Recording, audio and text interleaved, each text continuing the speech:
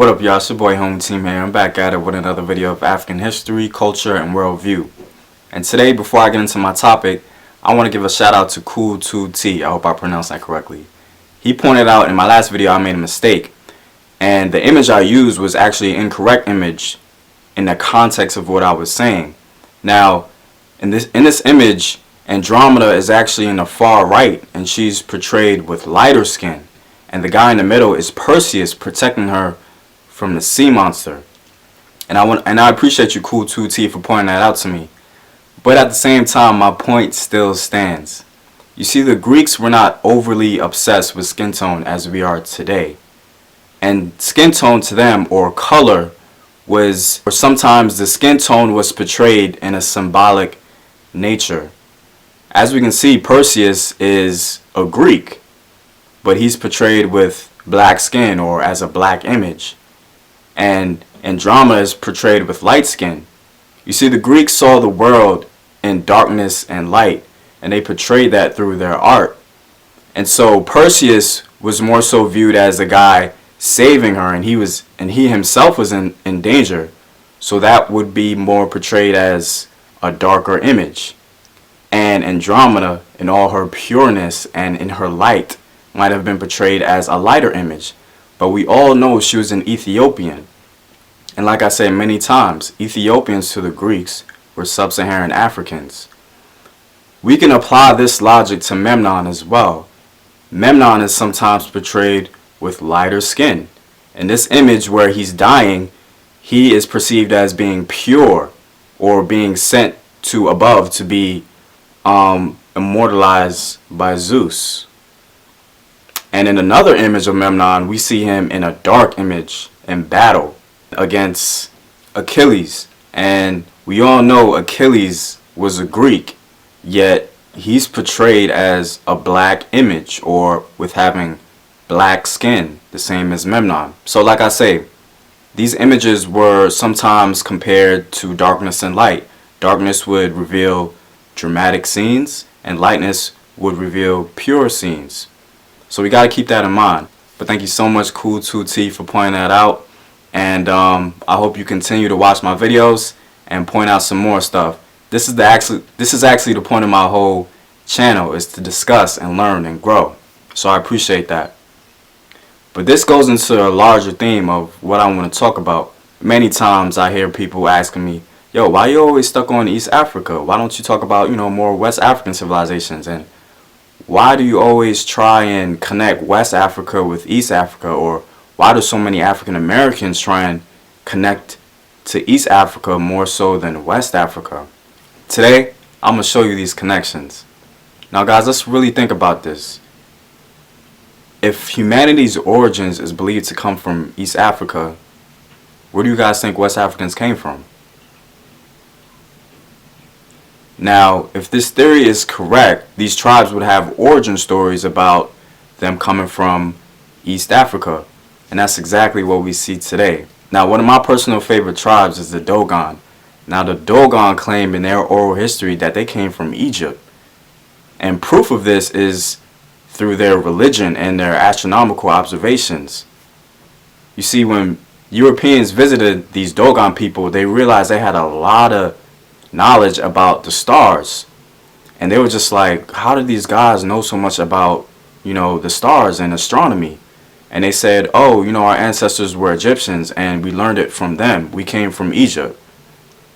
And of course, they try to disregard this and come up with a whole lot of different excuses about the origins of these Dogon. But that's where they say they come from. And that plays into the larger theme of that theory of West African origins residing in East Africa. Another tribe is the Yoruba. Now the Yoruba are in Nigeria today, and the Dogon were in Mali.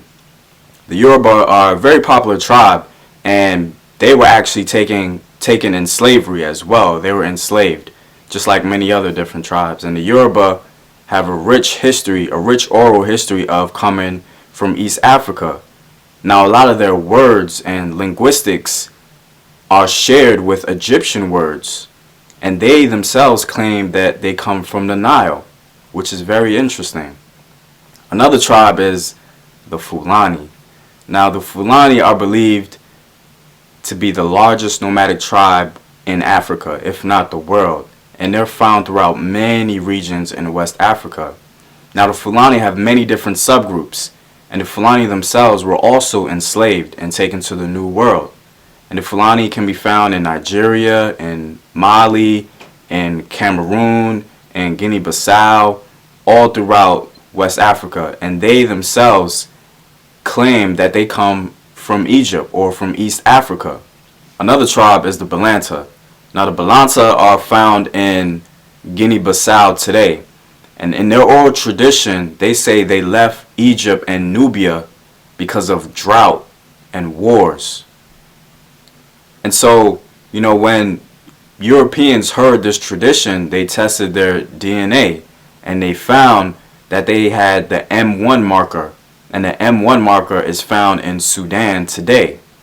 So their oral history backed up the DNA evidence and science. Now, another tribe is the Hausa. Now, the Hausa today are in modern-day Nigeria, and the Hausa are believed to have come from Sudan. The Hausa themselves have an oral tradition of being the descendants of the ancient Nubians, and they say they move westward over time due to drought and wars themselves. Now, the Wolof, they're in Senegal today, I believe, and Cheikh Anta Diop is actually a descendant of the Wolof people. Now, Cheikh Anta Diop is an interesting man, and he's basically a pioneer in Pan-Africanism. And what he said was that there's a two-cradle theory. And in this theory, he said that there has to be a connection between West Africans and East Africans. And when we find those connections, that is when we're going to find our greatest evidence of, Pan-Africanism and connections between Egyptians and the rest of the continent. And so the Wolof, he found, had a linguistic connection with ancient Egypt, just like the Yoruba had as well. A lot of their words were ancient Egyptian words, and there were a lot of different correlations in the religion as well. Now, the last tribe I want to point out are the Mende. Now, the Mende are in modern-day Sierra Leone, and the Mende were actually the tribe in the Amistad, in which they revolted and tried to get their freedom. And so the Mende have an oral tradition of, or they're believed, the Mende are believed to come from modern-day Sudan or East Africa. Now, notable Mende people today in America is Isaiah Washington and Michael Williams. Now, guys, if you have any more African tribes that you want to point out to me, I'll be more than happy to share it with you guys. Guys, here in America, we try and connect Northern Europe to ancient Greece. But when West Africans try and connect to East Africa, it becomes a problem. Do we see the contradiction? Know thyself. Remember your ancestors. Peace.